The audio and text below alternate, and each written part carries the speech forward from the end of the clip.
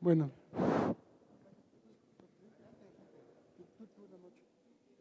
Bueno, entonces vamos a comenzar. En lo que llega a la computadora nos puede ir adentrando en el tema.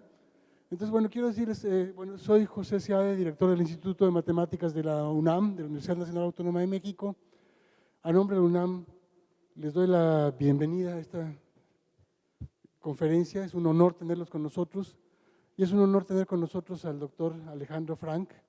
Es un eminente físico nuclear mexicano, fue director del Instituto de Física Nuclear de la UNAM.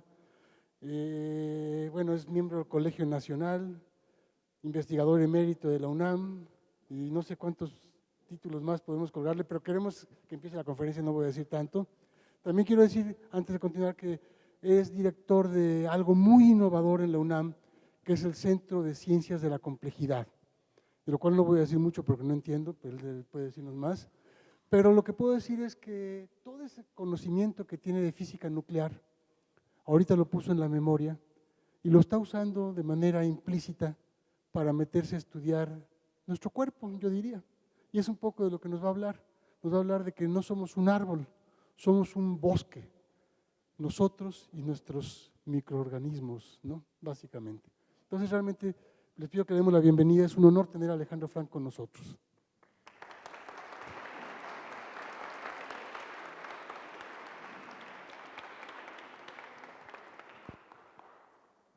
Hola, soy Alejandro Frank. Ya le había dicho a Pepe que no leyera mis méritos, porque esos los escribió mi mamá y entonces son un poco exagerados. En realidad, yo soy una persona, aunque no lo parezca, casi común y corriente. Algunos de mis amigos dicen que soy un poco raro. ¿Ustedes cómo me ven, chicos? Rarón, ¿verdad? Rarón. Me voy a dirigir más, estoy muy agradablemente sorprendido de ver a tantos chiquitos presentes. Entonces voy a tratar de dirigirme más a ellos. Yo alguna vez, hace mucho tiempo, fui un niño.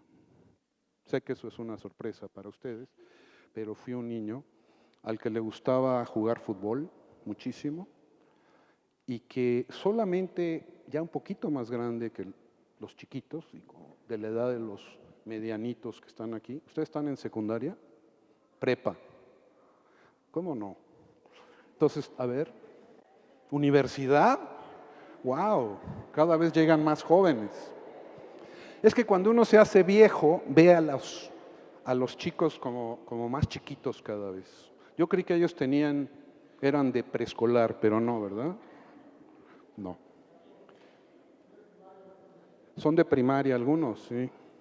No, sí, estos chiquitos de acá seguro son de primaria, ¿no?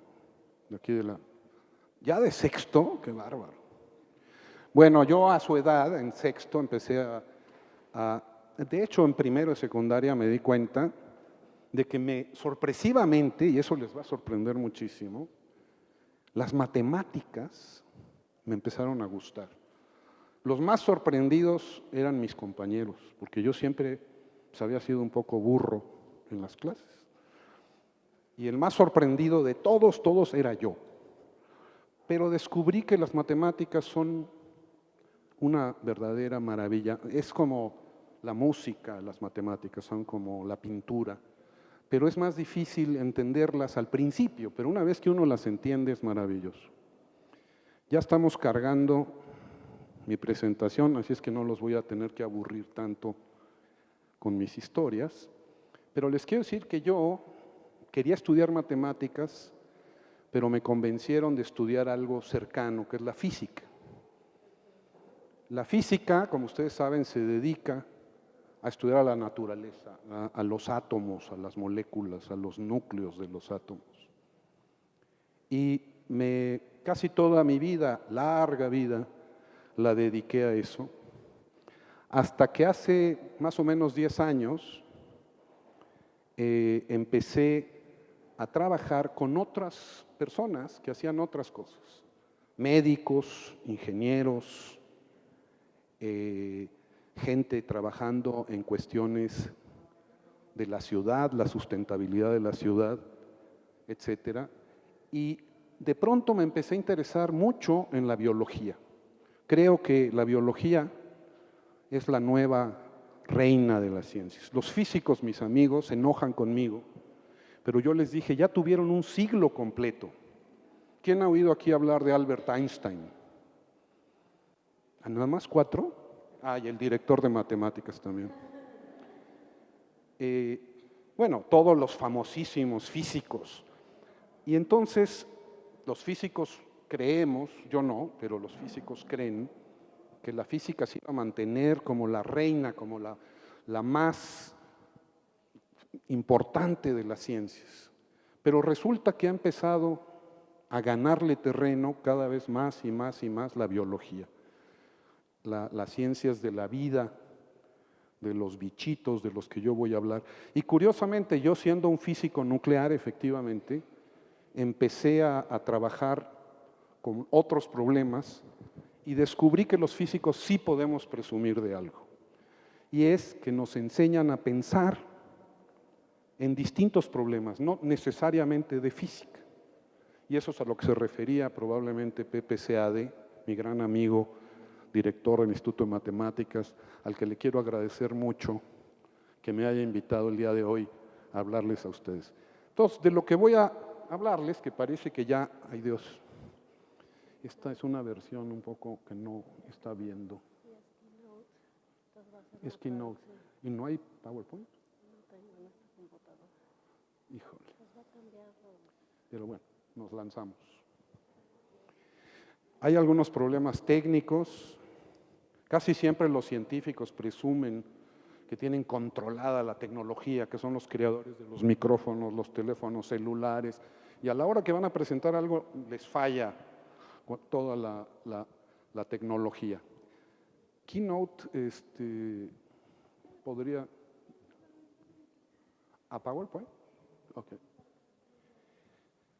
Entonces, les contaba, muchachos, muchachitas, que en su momento empecé a trabajar con médicos. Ellos cuando me vieron dijeron, a este lo vamos a estudiar. Y yo lo que quería era estudiar con ellos otras cosas, pero cuando me vieron dijeron, vamos a estudiar cómo envejecen las personas. Y eso no me cayó tan en gracia. Pero de hecho hemos empezado a estudiar el proceso de envejecimiento. Están tratando de arreglar el asunto técnico.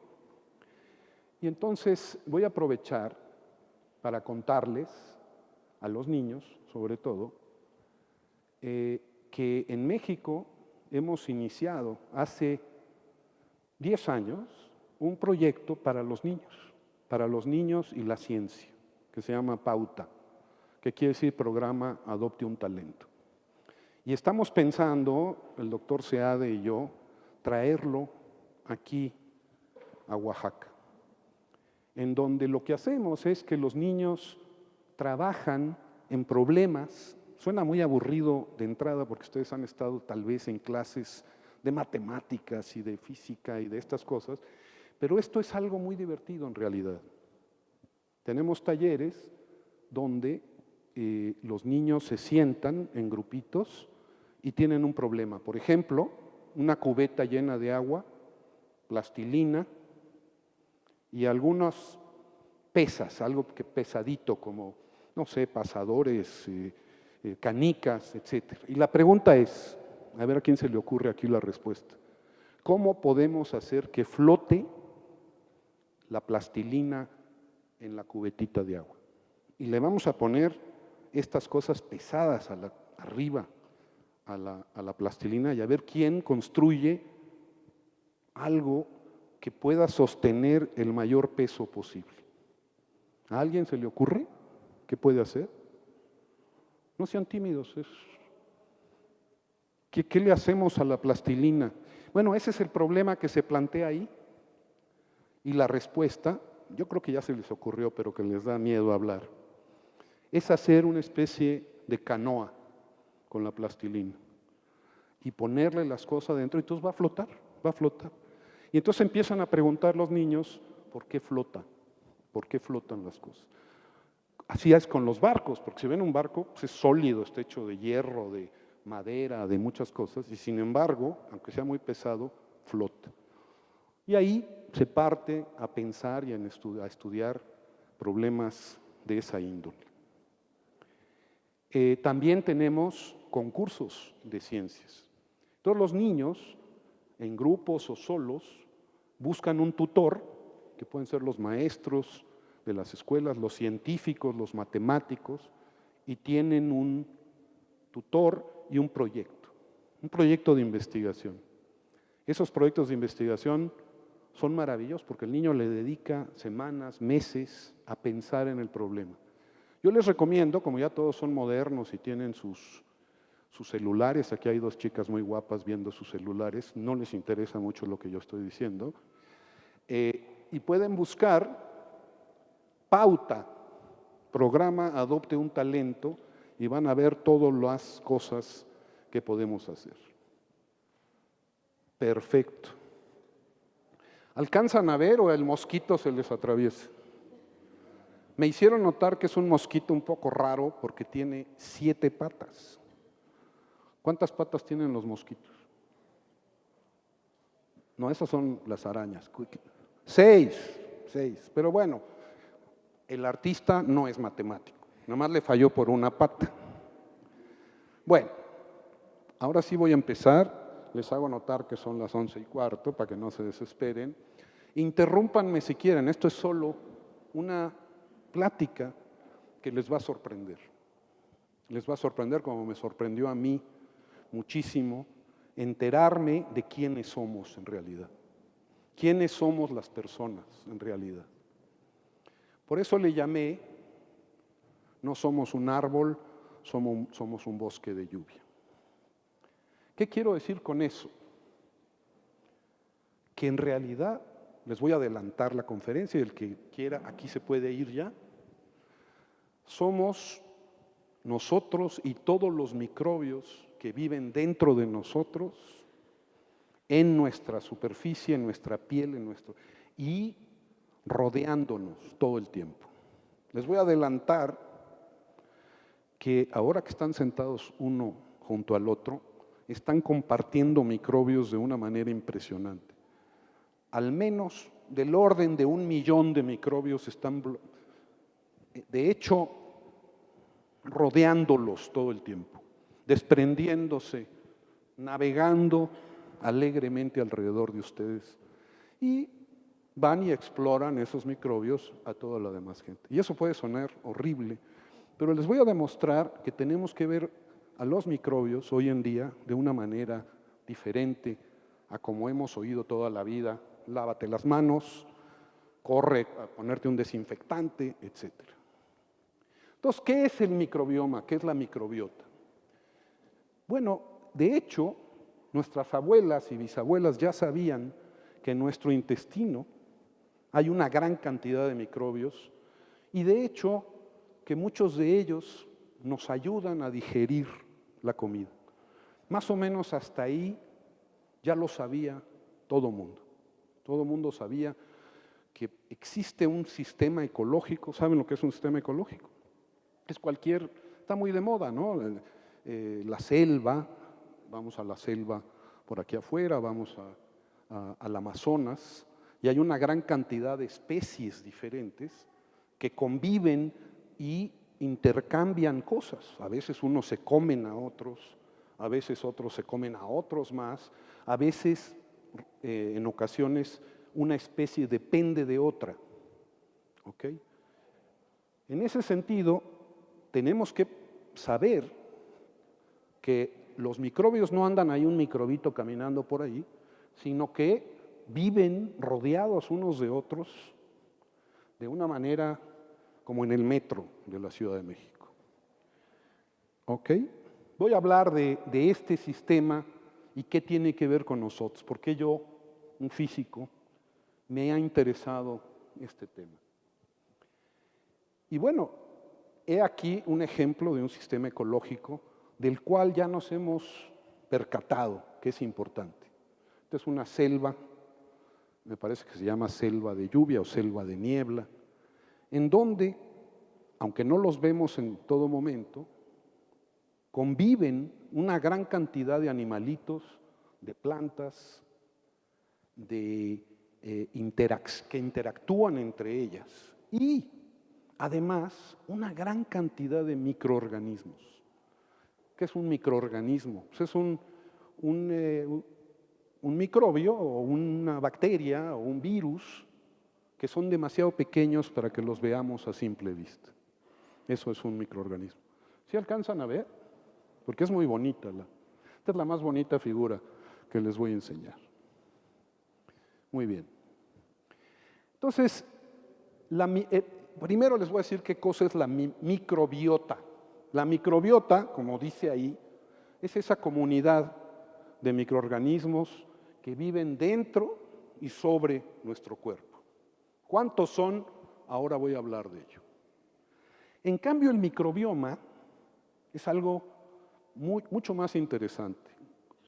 Desde la época de Mendel, un monje austriaco, y de Darwin, el gran naturalista británico, y luego otros biólogos como Watson y Crick, se fue viendo que nosotros poseemos lo que se llaman nuestros genes. ¿Han oído de los genes? Sí, han oído. Muy bien. Los genes son la manera en que transmitimos información de nosotros a nuestros hijos, a nuestros nietos, etcétera. Esos son los genes. Y es un gran descubrimiento. Dice cómo es que nos parecemos a los papás y a las mamás. Con suerte, a los papás también. Entonces, los microbios, igual que nosotros, poseen información genética. También tienen genes. Muchísimos genes. ¿Ok?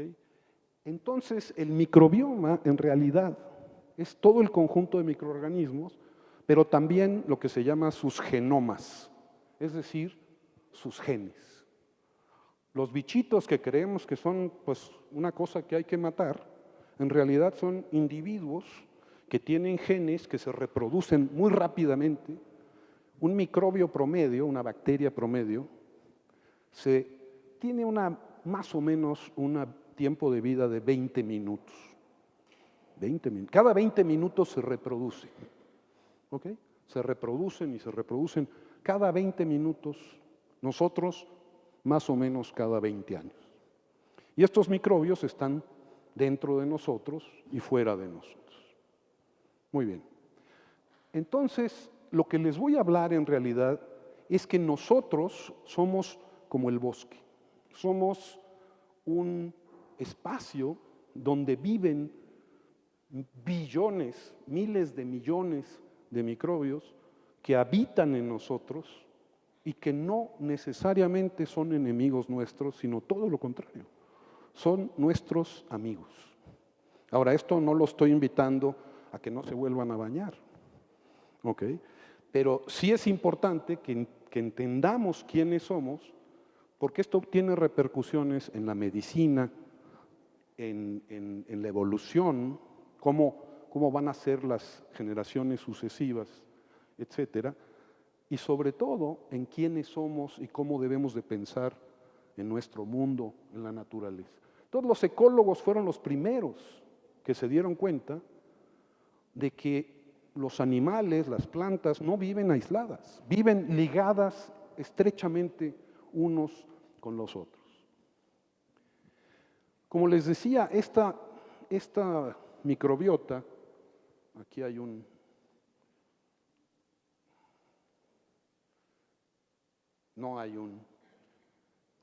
en fin, no tengo el láser, pero en todas las partes de nuestro cuerpo, entonces, ese es el mensaje. Hay muchos microbios, yo veo a muchos niños rascándose y todo, pero no tienen que hacerlo. Van a ver que son nuestros amigos y nos ayudan en gran medida a hacer lo que nuestro cuerpo tiene que hacer. Ahora, ¿por qué no sabíamos esto desde antes? Si nuestras bisabuelas ya sabían, desde luego, que había unos bichitos, el yogurt nos podía ayudar a reconstituir nuestra flora intestinal, que así se le llamaba. ¿Por qué no sabíamos que en realidad andan en todas partes metidas dentro de nuestro cuerpo, fuera, en la superficie de los ojos? Hay grandes colonias de bacterias naturales que ahí viven y que necesitamos. Ya se están también rascando los ojos algunas personas. Y la respuesta de por qué no las conocíamos se parece a una historia muy famosa de la historia de la ciencia, que es la historia de Galileo. Galileo, hacía poco se había inventado el telescopio, estamos hablando más o menos de 1600, hace 417 años, ¿verdad? Y él se construyó su propio telescopio y la gente creía siempre que los planetas eran perfectos, la luna se ve a simple vista que no, pero es un pequeño detalle, etcétera. Había una visión del universo. Pero cuando él volteó con su telescopio, empezó a descubrir cosas que nadie había visto. Descubrió que, por ejemplo, Júpiter tiene satélites como la Luna a su alrededor dando vueltas. Y eso no lo sabíamos porque no teníamos la manera de verlos. Al construir un nuevo instrumento, es posible abrir el universo y ver cosas que se empezaron a ver en ese momento y que siguen observándose hoy en día. Cada vez tenemos telescopios más importantes, más grandes. Nuestros amigos astrónomos hacen descubrimientos todos los días. Pero esto depende entonces de los instrumentos que tenemos para observarlos. Y muy parecidamente, forma análoga, se descubrió a principios de este siglo, el siglo XXI, del que son varios de ustedes aquí, de este siglo XXI, ya nacieron en el siglo XXI, que podíamos leer precisamente esas instrucciones que tiene nuestro cuerpo, nuestro genoma, que así se llama. Empezamos a poderlo leer, y no solo el nuestro, sino el de todos los seres vivos. Y al poder hacer eso, empezamos a ver estos animalitos que viven dentro de nosotros. Les voy a decir lo que hacen los biólogos normalmente. Toman una muestra de bacterias de algún lado, la ponen en un platito, le ponen algo como azúcar y empiezan a crecer. ¿Okay? Eso se llama crecer in vitro. Es muy divertido. Entonces podemos ver qué sustancias le ponemos a la bacteria, por ejemplo, para matarla, o para que crezca más, o para que cambie de color, o algo. Pero la gran mayoría de estos bichos que viven dentro de nosotros no crecen así. No crecen porque dependen de nosotros. Es como si sacas a las hormigas de su hormiguero y las hormigas se mueren. Si las dejamos por ahí en el refrigerador, pues les va a dar mucho frío y se van a morir. Entonces, el descubrimiento del genoma, que está representado por esta hélice que se llama el DNA, todos ustedes tienen esto en cada una de sus células. Y ahí está toda la información sobre quiénes son ustedes. Pero no es toda, y de eso les voy a hablar. Esta información se ha creído por muchos años, desde Darwin y más adelante cuando se descubrió su estructura, que es la que contiene las instrucciones de quiénes somos. Estas moléculas grandes que suben como una escalera en caracol, tienen la información de quiénes somos y quiénes van a ser nuestros hijos, cómo van a ser nuestros hijos, como una combinación de esa información del padre y de la madre. Pero eso no es todo, y esa es la gran sorpresa. Cuando empezamos a poder leer estos genomas, que así se llaman, descubrimos que hay verdaderamente miles de millones de bacterias que viven dentro de nuestro cuerpo y las podemos ver como el telescopio de Galileo le permitió ver más el universo. Los insectos, por ejemplo, no son solo los insectos. Un insecto tiene dentro de su cuerpo una colonia enorme de microbios y uno puede pensar, bueno, son los insectos que son bastante cochinitos y tienen este microbio. No, resulta, aquí dice bacterioma porque la mayoría de los que conocemos son bacterias, pero también pueden ser virus, pueden ser arquea y otras especies de bichitos. De hecho, se ha descubierto que los insectos sin ese sistema de bacterias no funcionan. No puede ni reproducirse, no puede comer, no puede pensar, si es que piensan los insectos. Hay algunos insectos que piensan más que algunos de nosotros. Esto ya se sabía también, se empezó a saber a medida que pudimos observar a este microbioma con más cuidado. Entonces, de pronto, y esto es una revolución del pensamiento, se empezó a pensar en nosotros no como nuestro genoma, nuestro cuerpo, nuestra química, sino como la mezcla del huésped, o sea, la planta o el animal, y la enorme cantidad de microorganismos que viven dentro de ellos. Y es ahí donde actúa la evolución. Es decir, no es cierto que cuando le transmitimos información a nuestros hijos sea solo la información que tenemos de nuestros padres y nuestros antecesores, sino la información que tienen estos bichos que viven dentro de nosotros y que heredamos de ellos. Pero me estoy adelantando. La cantidad es extraordinaria. Hay un libro de Carl Sagan que se llama Billones y Billones. Pues eso se está hablando de las estrellas en el universo. Bueno, este otro universo tiene billones y billones de microbios que viven dentro, en nuestros órganos, y que, más importante del número que hay, es que producen sustancias todo el tiempo que necesitamos. El hombre, los hombres o los conejos o los lobos dejan ya hace mucho tiempo de producir sustancias que necesitamos, que necesitan ellos. Y se lo cedieron ese trabajo a sus microorganismos. Entonces dependemos de ellos de una manera extraordinaria. De hecho, esos microbios están en constante interacción con nuestros genes, con nuestra información interna. Aquí arriba estoy hablando de huellas digitales porque las huellas digitales se han usado desde hace mucho como una manera de identificar a una persona dada.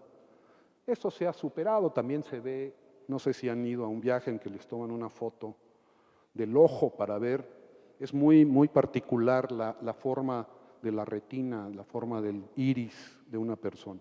Pero hoy en día, lo que quiero decir con las imágenes abajo, es que también nos pueden identificar por los microbios que viven en nuestro organismo. Si una persona va a un lugar, comete un crimen o no, o un niño va y se come las galletas y no le dijo a su mamá, puede fácilmente, y eso va a pasar en un tiempo no lejano, que una muestra de dónde recargó los brazos, dónde estuvo, va a poder identificar, aquí estuvo Juan, muy cerca de las galletas. ¿Okay? Entonces, nuestro microbioma es algo muy personal. Ustedes tienen un zoológico interior suyo, cada uno de ustedes, y que es distinto en muchos aspectos, el tuyo, al tuyo, al tuyo. Tienen sus zoológicos, aunque ahorita al estar sentados juntos se están intercambiando algunos pocos para acá, otros para allá, jirafitas para acá, elefantes para acá, pero son más bien microbios. ¿Okay? ¿Cuántos tenemos? Bueno, como les decía antes, al estar sentados personas unas con otras, la idea es que cada hora emitimos alrededor de 1 millón de estos microorganismos. Si se empiezan a sentir como que, a ver, hazte más para allá, lo entendería, no tienen que ir a bañarse. Eso ha ido sucediendo desde que nacieron. ¿Okay?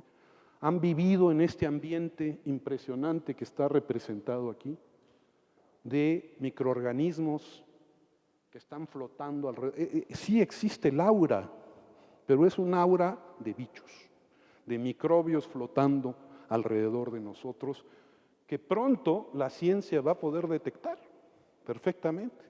Digo, mira, comiste zanahoria hoy, ¿no? Porque esto depende mucho de la dieta. ¿Qué es lo que comemos? ¿Se acuerdan de esa frase de que somos lo que comemos?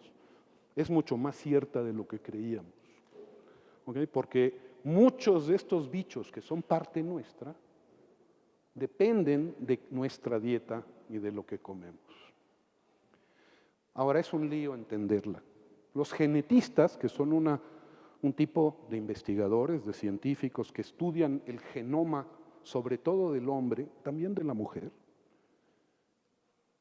la tienen fácil, comparado con estudiar el genoma, o sea, la información, qué bichos hay, cómo cambian de sus microbios. Entonces, a medida que pasa el tiempo, va cambiando este zoológico que tenemos. ¿Cuántos hay? Bueno, se ha calculado que tenemos aproximadamente 10 elevado a la 14. ¿Qué es eso? Yo nunca había oído eso, de 10 a la 14. Bueno, quiere decir 10, un 1 con 14 ceros, que yo no lo puedo pronunciar, pero son como 1,000 millones de millones. 100 millones de millones, me va a corregir los matemáticos. De bacterias, que, fíjense qué cosa tan impresionante, hay prácticamente tantas bacterias en nuestro cuerpo como células humanas. En otras palabras, somos medio bacterias, nosotros también, porque viven en nosotros, ahí se la pasan muy a gusto, y no solo eso, sin ellas no la hacemos, nos morimos, padecemos enfermedades, y de eso les voy a hablar en un minuto. Las cosas empiezan a cambiar.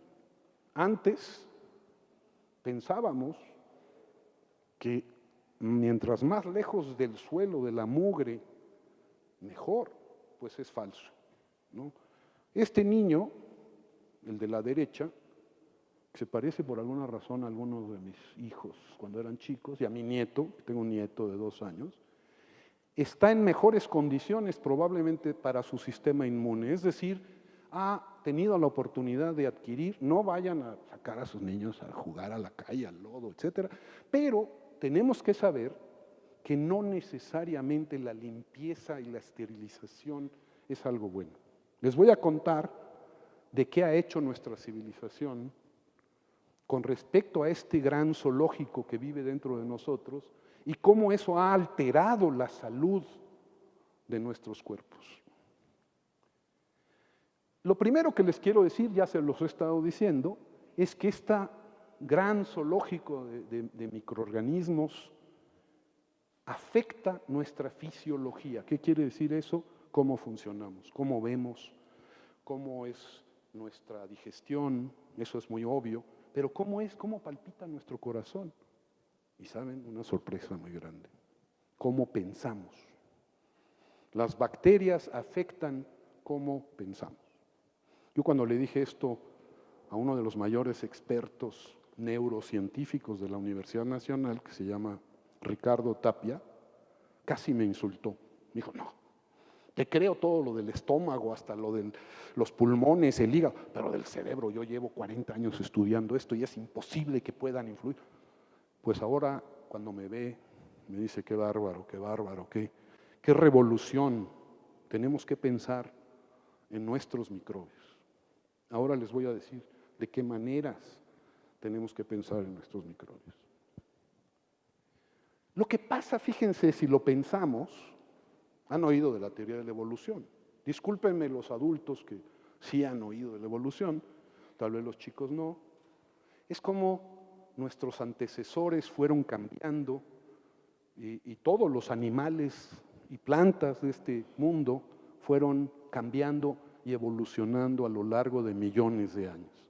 Y lo que ha pasado es que no íbamos solitos, en realidad teníamos adentro de nosotros estos millones y millones de bichos que eran parte nuestra y hemos ido cambiando juntos y nos hemos adaptado no solo hacia afuera, sino hacia adentro.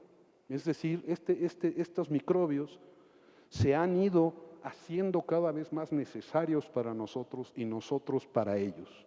Eso se llama simbiosis. ¿Ok? Entonces, tenemos que volver a pensar en la evolución, que es esta idea de que no es una idea, es un hecho científico, que provenimos de mamíferos y antes de otros seres y hemos ido cambiando a lo largo de millones de años hasta llegar a ser nosotros, pero eso también le ha sucedido a todo animal vivo sobre la Tierra. Esto es muy bello porque nos une con la naturaleza.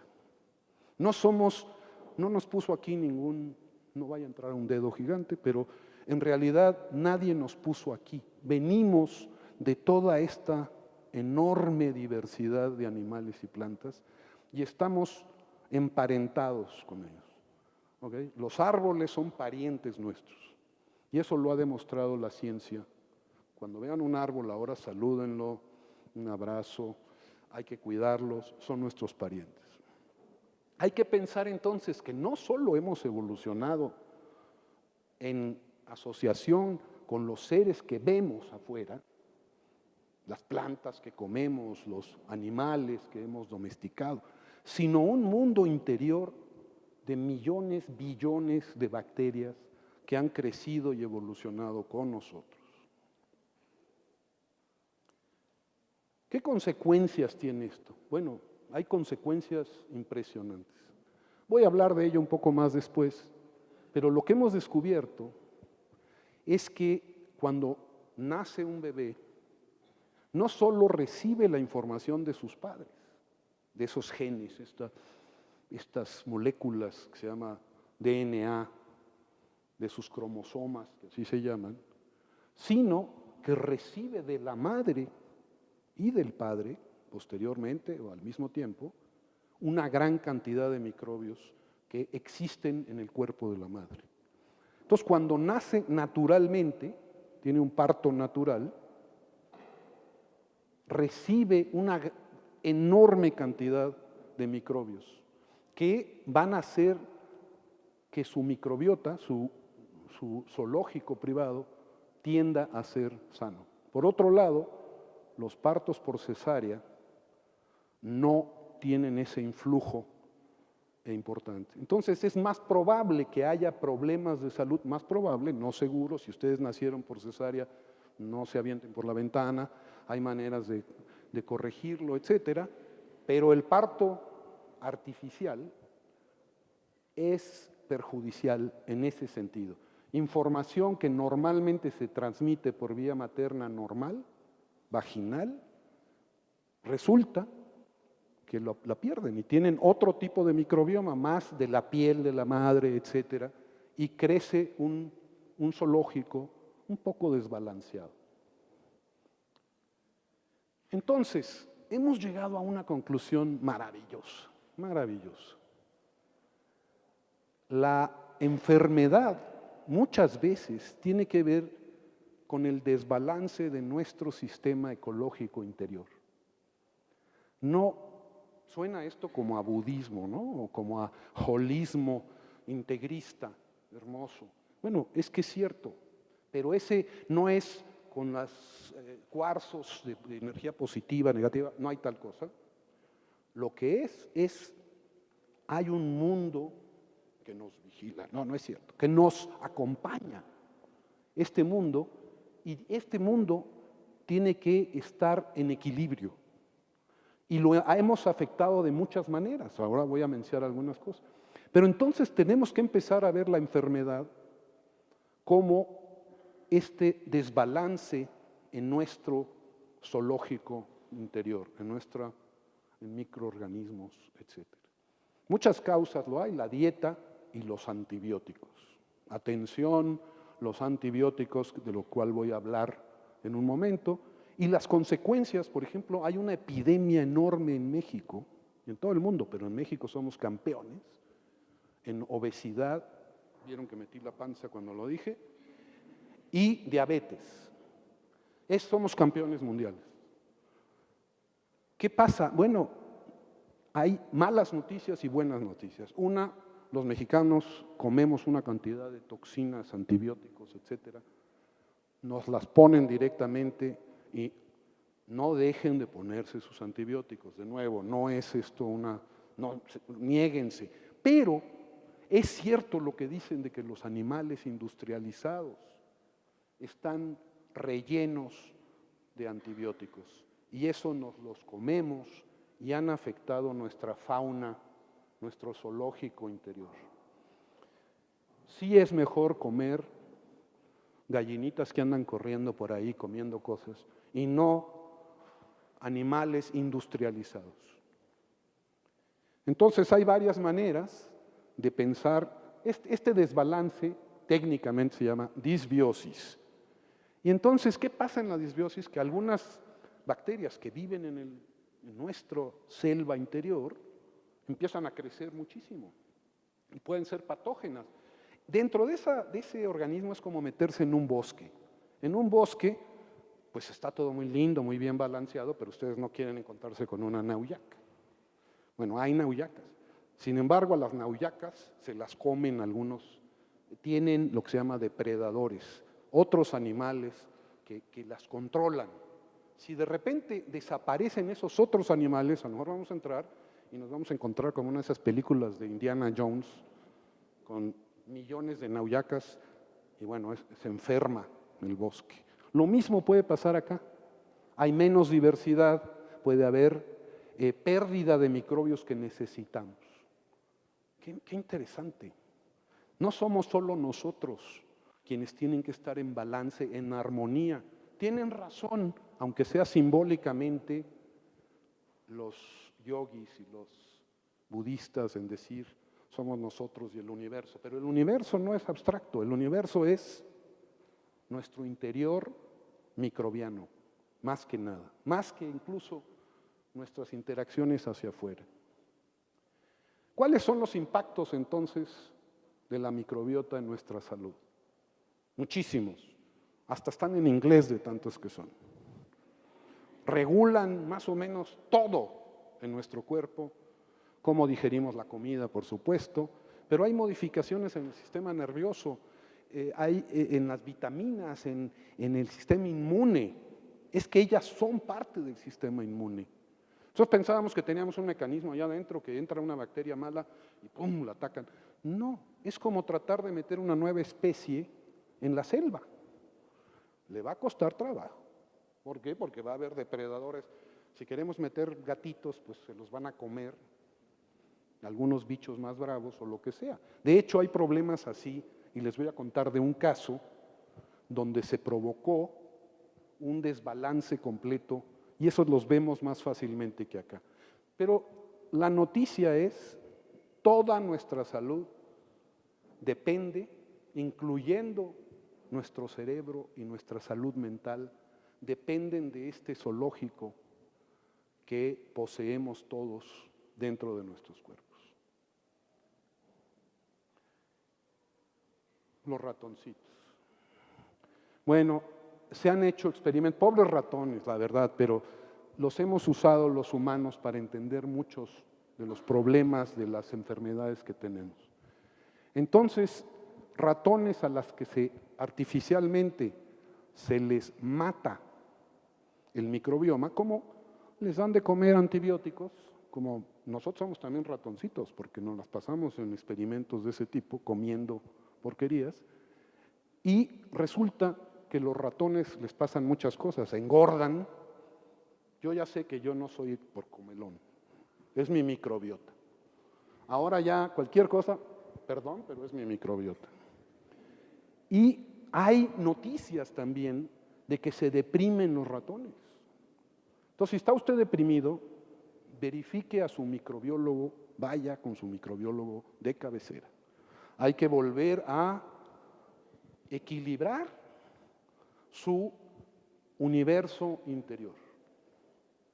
Bueno, esto es una gráfica en que muestra cómo varían ciertos tipos de variables, de tipos de microbios. Yo soy incapaz, como soy físico, soy incapaz casi de hablar de los tipos de bacterias. Tienen nombres muy complicados. Pero no le hagan caso a esta gráfica. Lo que quiere decir simplemente es que cualquier cosa hace que cambie ese balance pero se mantiene más o menos mientras no le hagamos realmente algo muy serio. Si ponemos una bomba adentro de una selva o de un bosque, una bomba que mate a muchas especies, ahí sí va a ser muy difícil recuperar y ahora mismo voy a hablar de ello. Aquí, de nuevo, insisto, hay muchos procesos. La gente que tiene asma puede creer que ya se fregó, que ya no tiene remedio. Resulta que en el Instituto Nacional de Enfermedades Respiratorias están empezando a trabajar en colaboración con un grupo en el que yo estoy, la influencia de los microbios en el asma y en otros problemas respiratorios. Casos increíblemente interesantes, y les voy a decir por qué, porque la buena noticia es que podemos cambiar nuestra microbiota, la podemos alterar. Voy a hablar de eso en un momento. En cambio, nuestros genes, pues más o menos ya nos tocó la lotería. Chao, salí defectuoso, así me quieren de todas maneras y ya ni modo. Entonces aquí de nuevo estoy insistiendo en que la enfermedad está asociada con la enfermedad, el desequilibrio de todo el sistema. Este sistema que tenemos que pensar de hoy en adelante como un sistema, un ecosistema. ¿Ok? Somos un ecosistema, no somos un árbol, somos un bosque. Y así tenemos que pensar en nosotros. A ver, estoy viendo muchos bosques, viendo hacia acá.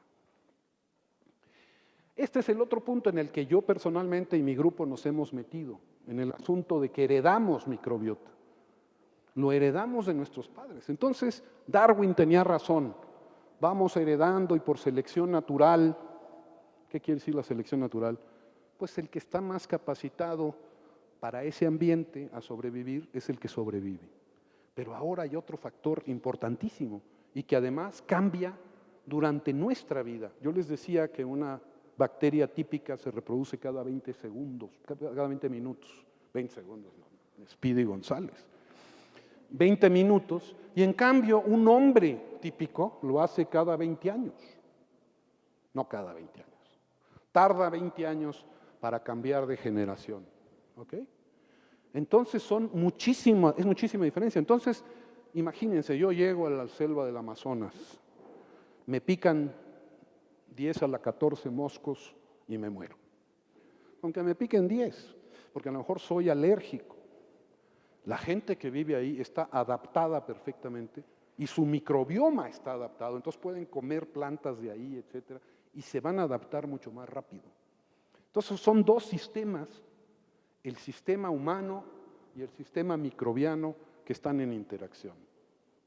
Y hay muchos ejemplos preciosos que hemos empezado a estudiar. Fíjense en una cosa, ¿qué son los de la derecha? Son koalas. Los koalas, estos ositos tan simpáticos, comen una planta que se llama eucalipto y es casi lo único que comen. El eucalipto es tóxico para la gran mayoría de los animales y las plantas. Cuando hay un eucalipto no crece nada a su alrededor, es muy venenoso. Sin embargo, los koalas, tan tranquilos como si fueran tacos de buche, de nana, se los comen encantados. ¿Cómo es eso? Bueno, su microbioma, tienen una microbiota especializada en digerir esa planta, el eucalipto. ¿Será cierto?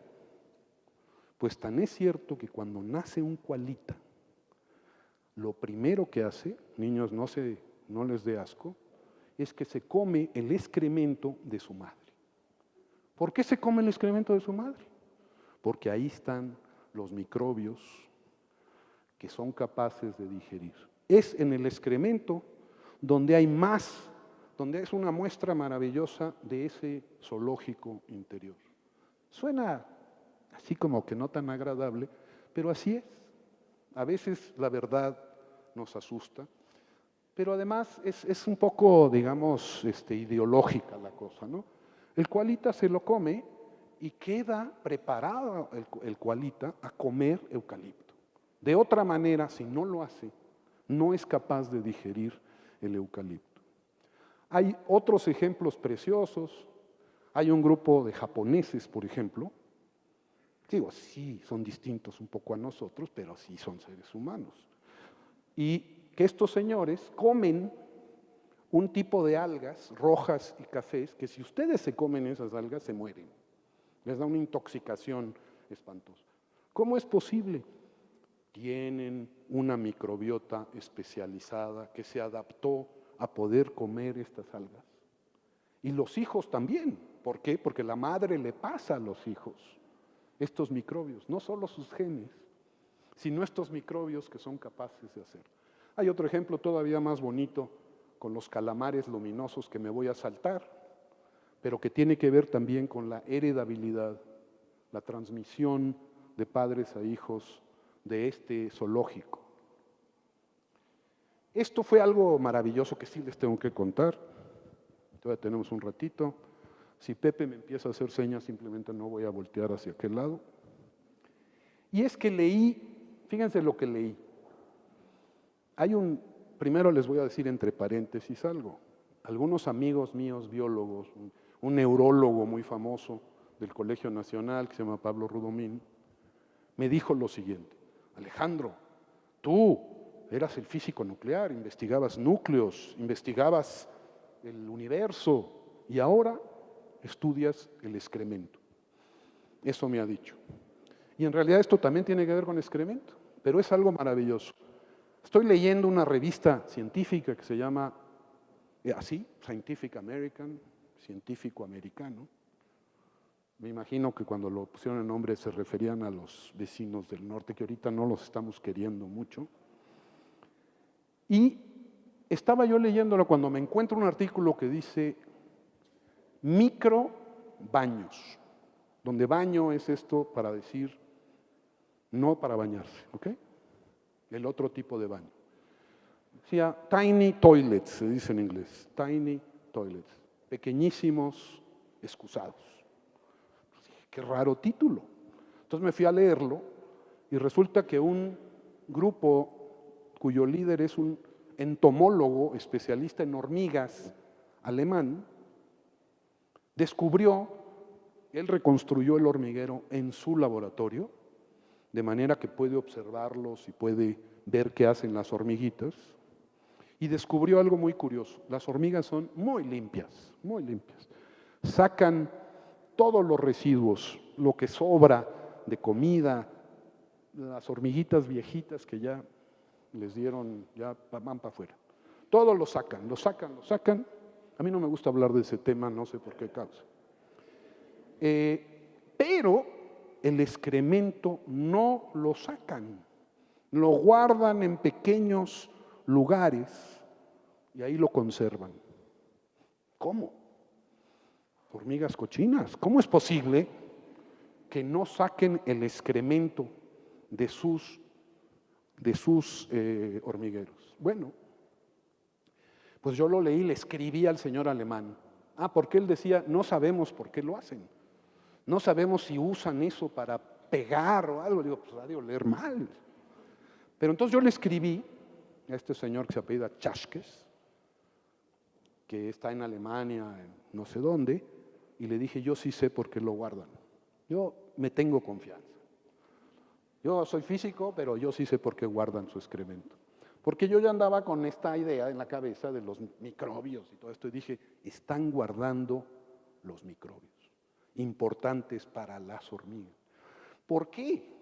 Porque no sé si saben, pero en los hormigueros y en los panales de abejas, la reina pone decenas de miles y no cientos de miles de huevos. Es la mamá de todas las hormigas que están ahí.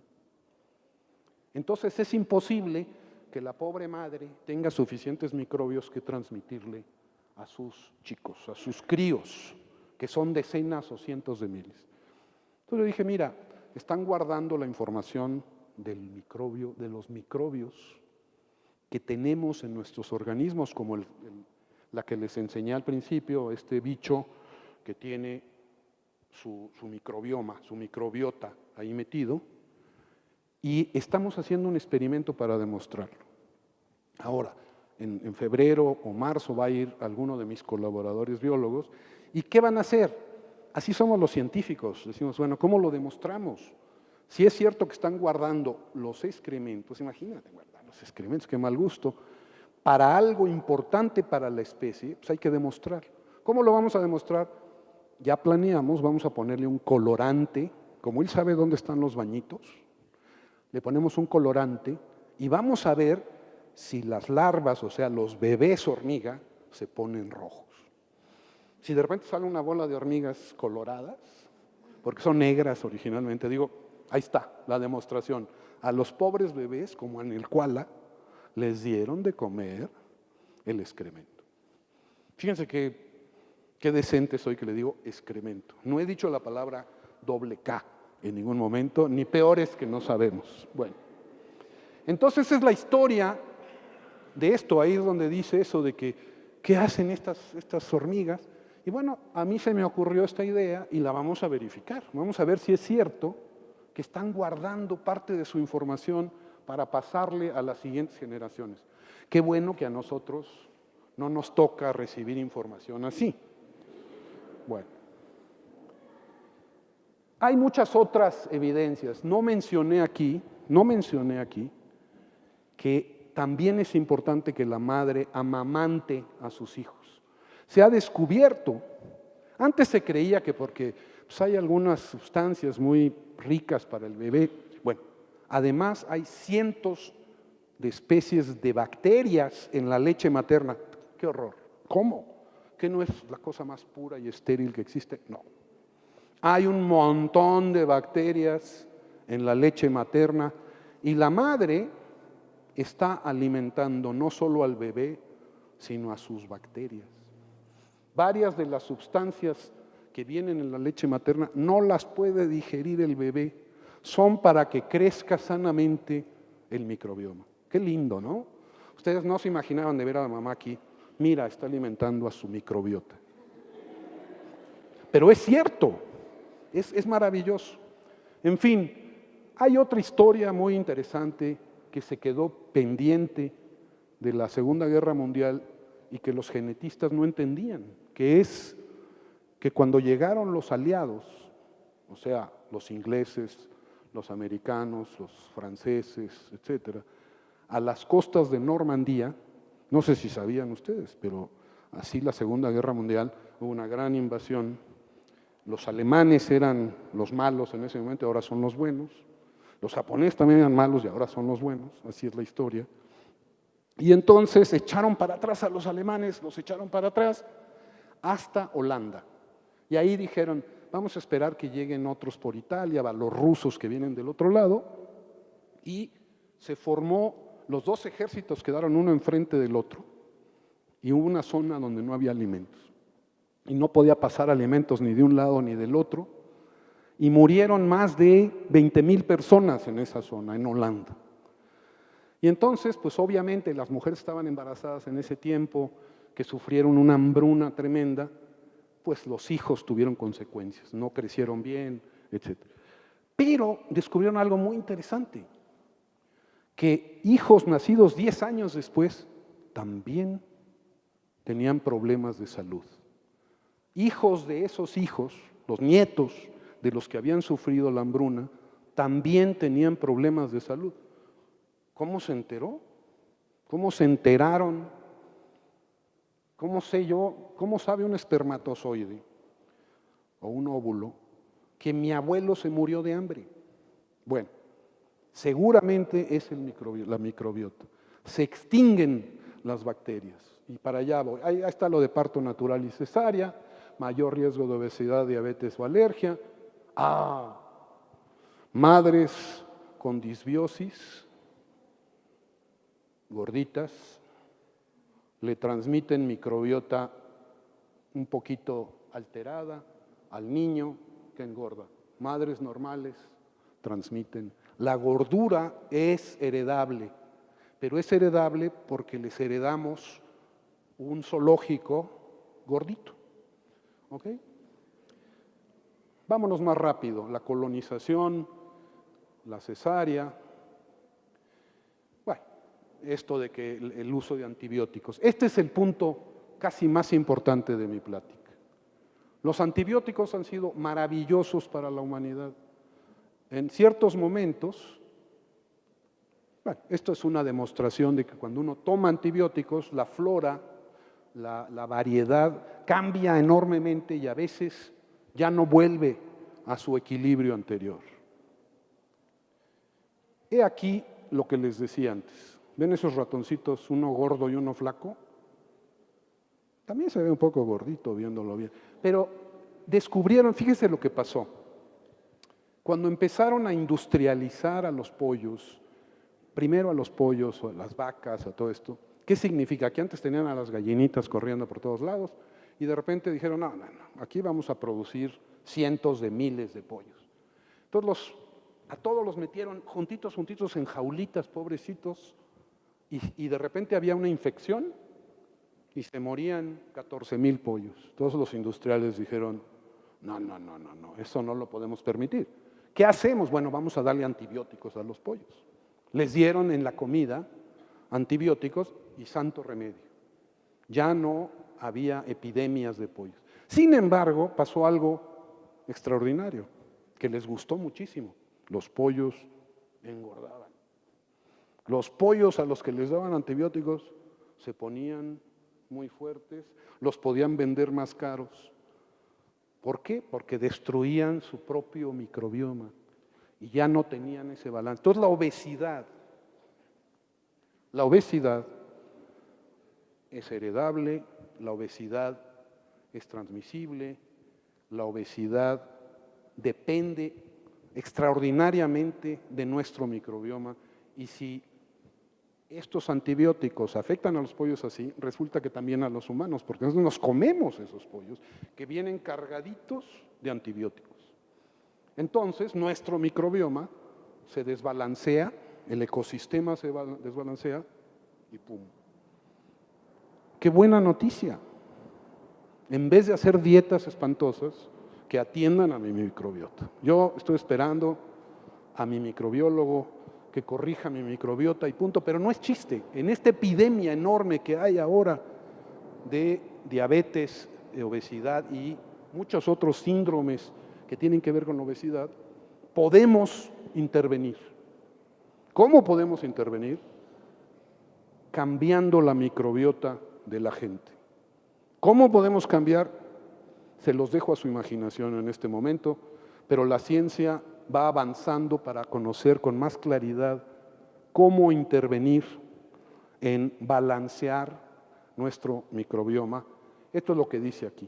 El aumento de peso se ha demostrado al cambiar en los animales, al darles de comer antibióticos, etcétera, mismos que nosotros consumimos, aparte de las dosis de antibióticos que nos toca necesariamente que tomar, porque si no, no salimos de ello. Esto no es nuevo, este conocimiento, simplemente es ver hacia adentro y no hacia afuera.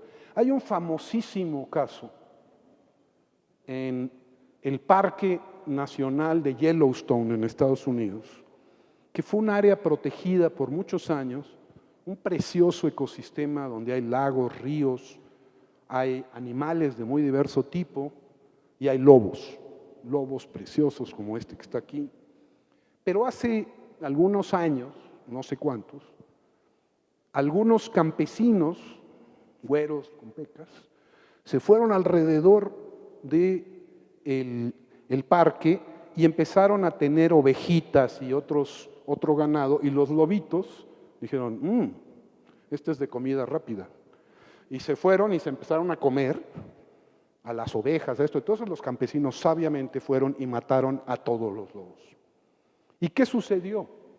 Sucedió algo terrible. Sucedió que los lobos dejaron de comerse a los alces y a los conejos y a los salvajes y empezaron a crecer como bestias, empezaron a comer toda la vegetación.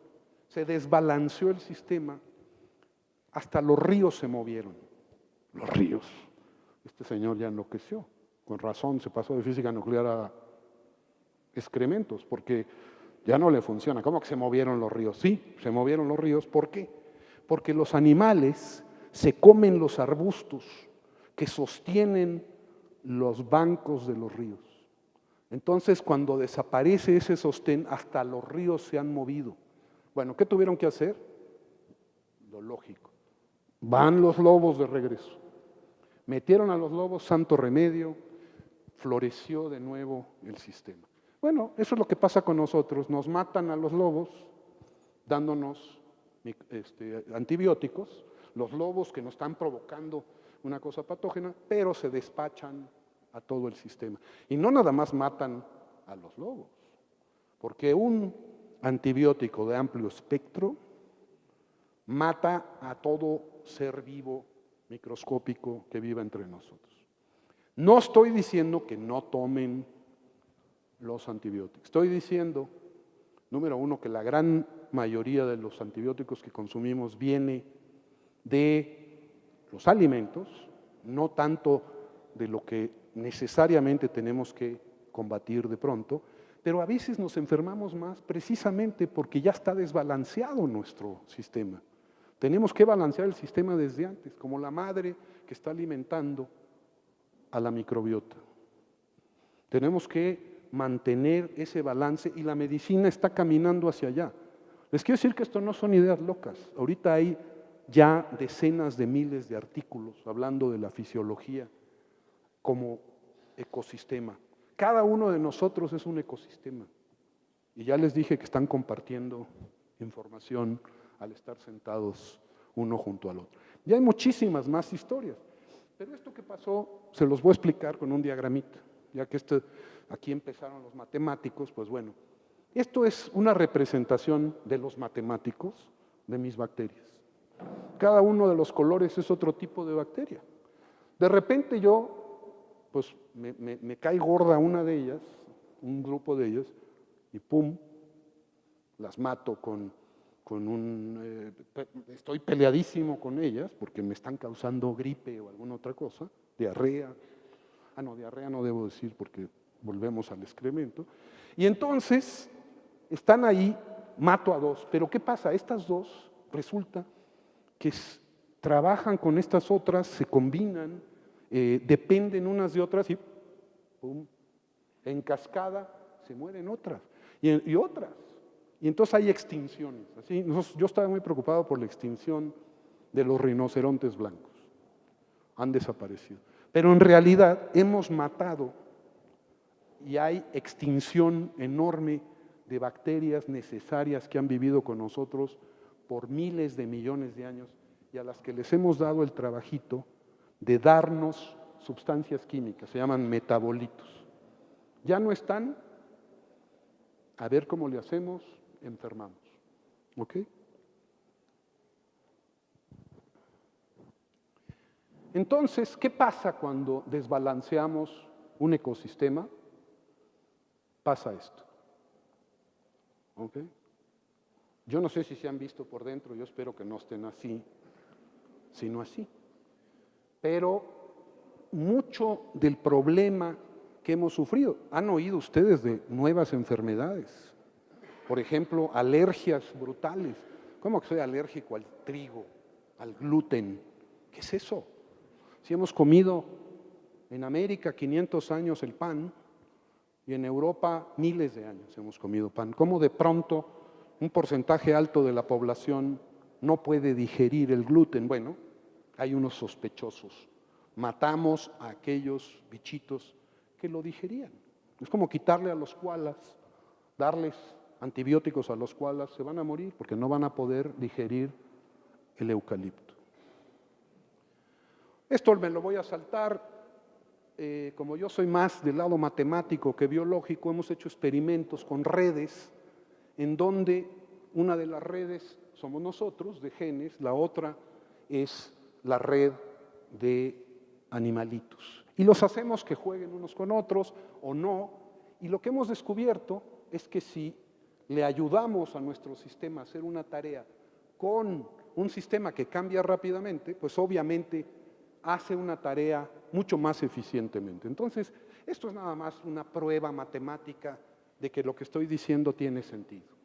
Estas redes, este ecosistema funciona mucho mejor cuando tenemos algo que muta y cambia fácilmente. En fin, cuando vi el fenómeno de 7 patas, el Aedes aegypti, que está aquí, se fijan allá arriba, les quería mencionar nada más que esto es útil. Lo que les estoy diciendo no solo es teórico, ya les creo que les estoy transmitiendo que es muy útil porque podemos cambiarlo, podemos modificar el zoológico interior y crear estas posibilidades de volver a balancear, como en Yellowstone, nuestro ecosistema. Pero en la epidemia de Zika, pues se ha tratado por muchos años de eliminar a los moscos, sobre todo a los de 7 patas, que yo creo que es el único que queda. Pero en realidad el mosquito tiene toda un sistema, su propio ecosistema de bichos adentro. Uno de ellos, que generalmente no tiene, se llama Wolbachia, así se llama. Y esa hasta me la aprendí, que es una excepción. Es una bacteria con la cual se puede infectar a los mosquitos. Al infectarlos, ¿saben lo que hace esa bacteria? No deja que el virus del Zika o el virus de la chikungunya ni de las demás cosas que transmite este mosquito se reproduzcan. Entonces nos hemos olvidado, me acaba de saludar Pepe Seade, que quiere decir que está a gusto. No, yo no entendí ninguna otra cosa. Acabo en 5 minutos, de esos largos. Existe una transmisión de caracteres adquiridos a través de la microbiota. Hay misterios que hemos resuelto. Esta me encanta. Es como nos parecemos a nuestros padres. Esto es un trabajo en el que yo participé, que estamos muy contentos porque siendo físico nuclear hemos podido decir algo de nuestro zoológico ahí en México, en este Centro de Ciencias de la Complejidad, que es donde trabajo ahora. Ahí está el tratamiento, puesto muy decentemente. Hay que pasar entonces información, es decir, microbios de un sistema al otro para curar. Y voy a terminar diciendo que esto se está haciendo, que ha sido una manera muy exitosa de combatir a bacterias resistentes, que ya los antibióticos estaban dejando de funcionar. Entonces ya termino, Pepe. ¿Qué es el futuro? En el futuro vamos a tener que atender a nuestros aliados microscópicos, ¿ok? Vamos a tener que entender bien este sistema, cómo modificarlo para curar, para prevenir una serie de enfermedades, incluyendo alergias, incluyendo enfermedades autoinmunes y muchas otras. También puede ser un problema.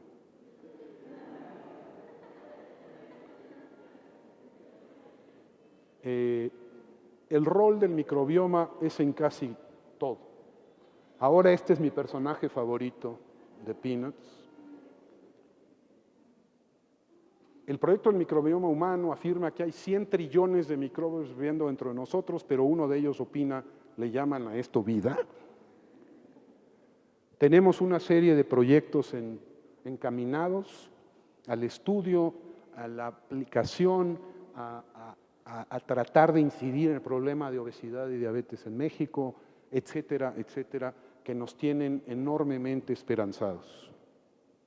Muchas gracias.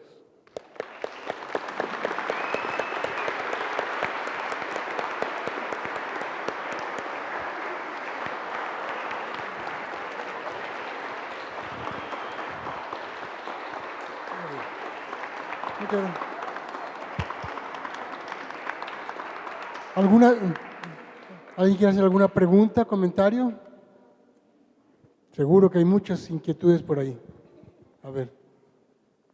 ¿Quieren preguntarle que les muestre su microbiota? ¿No? Hay premios para el que pregunte algo, pero no les quiero decir qué es. Es una pequeña cápsula para mejorarla. No, no es cierto. No se asusten, así menos van a preguntar. Bueno, entonces, por favor, un aplauso todavía más fuerte para el doctor. Muchas gracias.